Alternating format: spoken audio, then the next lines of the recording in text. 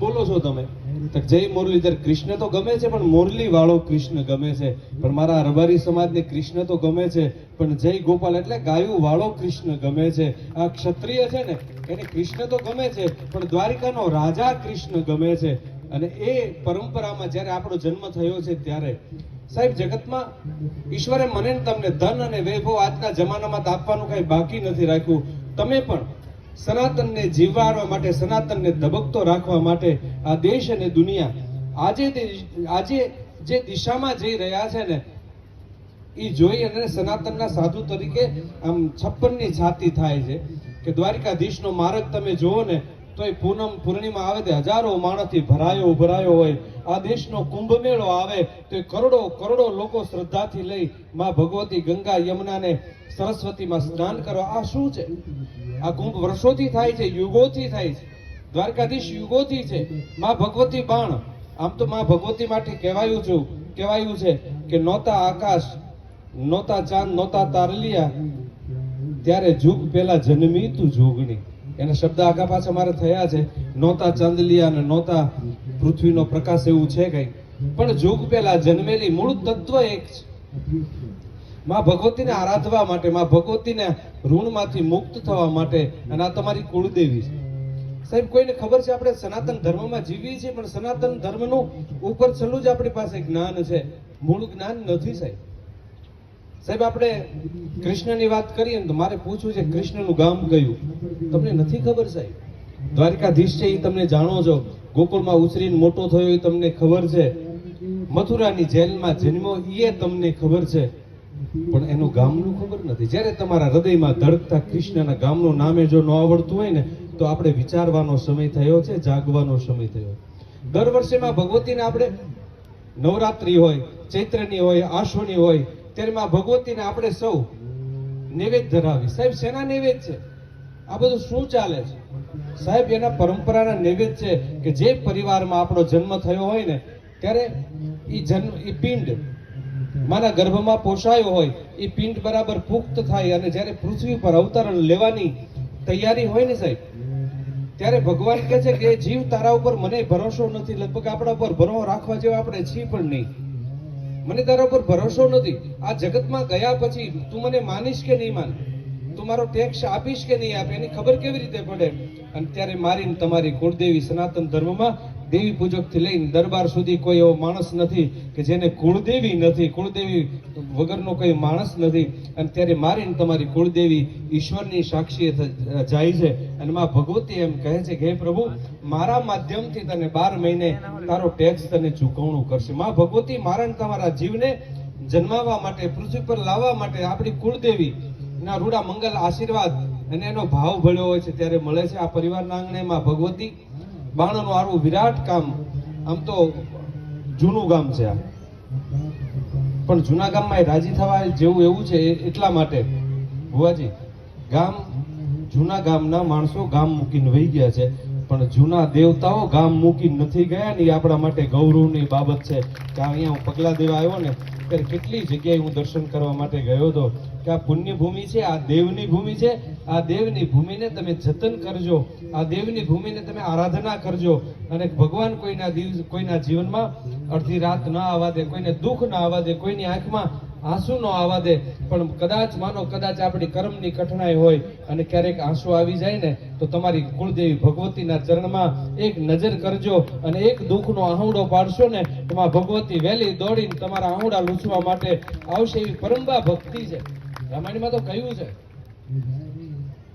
મને કેટલા પૂછે ભુવાજી કોને માનો?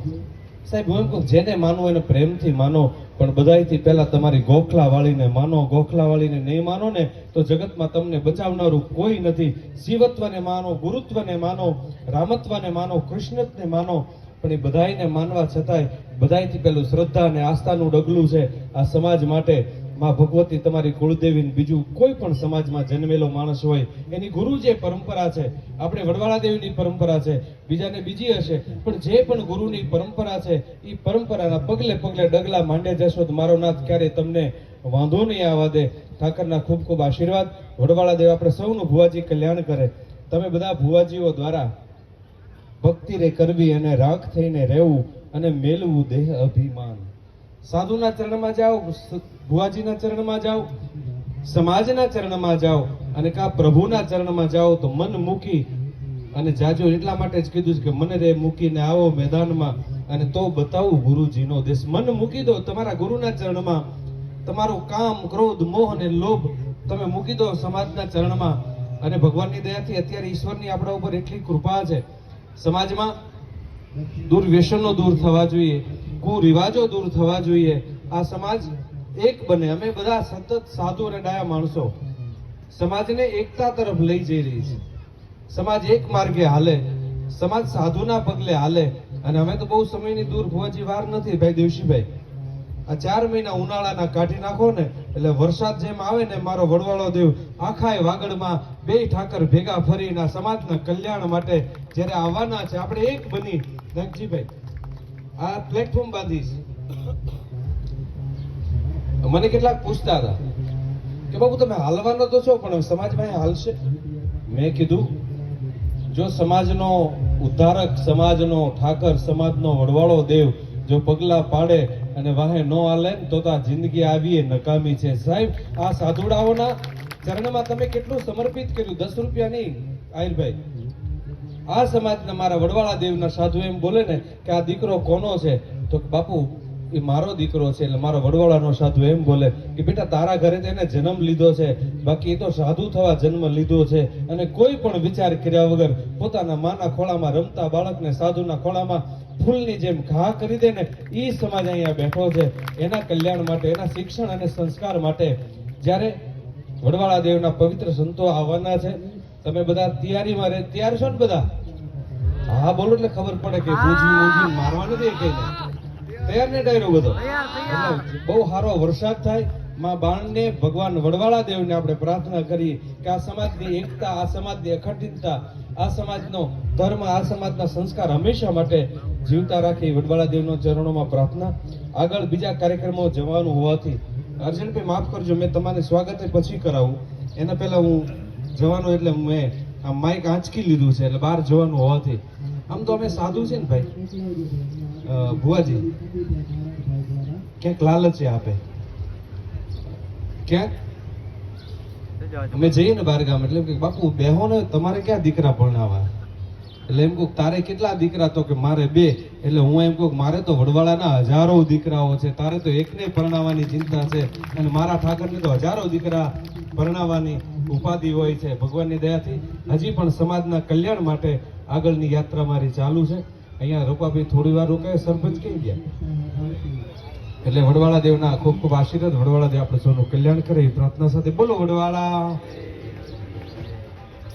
વડીલોને ઓટલો શંકરના સેવકો આજનો કાર્યક્રમ માં ભગવતી બાણ ખોડિયાર માતાના મંદિરના સાનિધ્યમાં આપણે સૌ ઉજવી રહ્યા છીએ. આવા અવસરે એક વડવાળા દેવના સેવક શ્રી ડાયાભાઈ રામસિંહભાઈ એટલે ગામ માઈ માધવનગર, એના આત્મકલ્યાણ માટે આજ એટલા માટે રાજી થયો છું કે એનું નામ જેની કમાણી હતી એની કમાણીમાંથી ઘણી જગ્યાએ એને વાપર્યું છે. પણ વડવાળા મંદિર દુધઈના નક્ષત્રમાં અને માં ભગવતી ગાયો વડવાળા દેવ આપણે તાળીઓથી સૌ એને વધાવીએ. મુરબ્બી ડાયાભાઈના આત્મકલ્યાણ માટે આપે છે. આજે તમે ભાગ્યશાળી છે. સીતારામ. આવા સંતો જ્યારે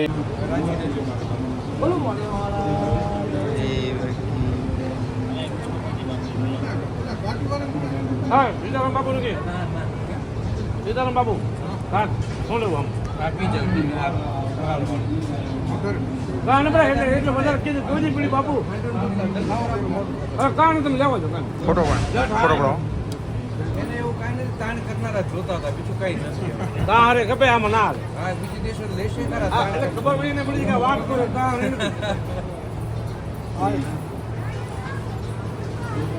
મારો પછી નહીં ભુવાજી આ અર્જુનભાઈ અર્જુન રામસિંહ ગંધા વિડીયો ચાલુ ફોટાની ચેનલો પણ એમ કે 2-3 ફોન કરે ફોટો એક ફોટો પાડે. દીકરી નહીં કહેવાનું, મને દીકરો જ કહેવાનું. એનું નામ સૂર્યો પાડ્યું છે અમે બધાએ.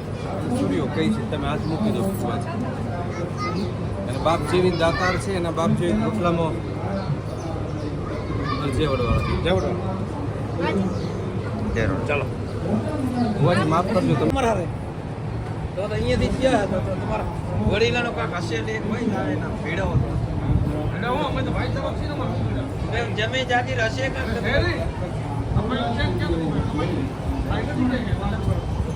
ભાઈ આવી ગયો એનો ભાઈનું આવી પાણી પીવા